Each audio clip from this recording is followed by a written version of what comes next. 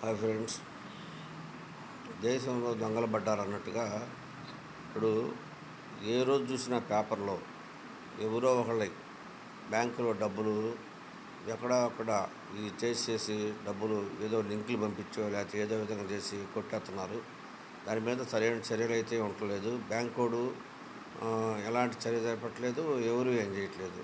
నాకు తెలిసిన ఒక మాస్టర్కి 45,000 క్రెడిట్ కార్డులో పోతే ఆయన ఇంతవరకు ఆయన అకౌంట్లోకి ఇంతవరకు రావాలి. అలానే ఇంకా మనం చాలామంది రోజు చూస్తూనే ఉన్నాం.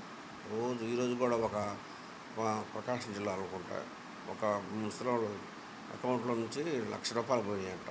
మరి ఇలా జరుగుతుంటే ఈ ప్రభుత్వాలు మరి ఈ బ్యాంకింగ్ వ్యవస్థ మరి ఏం చేస్తుందో మరి ఏందో అర్థం కావట్లేదు.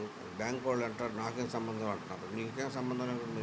మీ బ్యాంకులో డబ్బులు వేసినప్పుడు మీరు మాకు రక్షణ అయినప్పుడు మీరు దానికి వడ్డీ కట్టుకుంటా మరి చేసేది ఏంటది?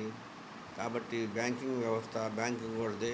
సపోజ్ ఒక బ్యాంకులో డబ్బులు వేసినప్పుడు ఆ అకౌంట్లో నుంచి డబ్బులు పోతే ఆ బ్యాంక్ కూడా కట్టేటట్టుగా మీరు చర్యలు తీసుకోవాలని నేను మరి కేంద్ర ప్రభుత్వానికి సంబంధించిన ప్రధానమంత్రి మోడీ గారికి, అలానే ఆర్థిక మంత్రి నిర్మలా సీతారామన్ గారికి, ఆర్బీఐ డైరెక్టర్కి చెప్తున్నాను, కోరుకుంటున్నాను.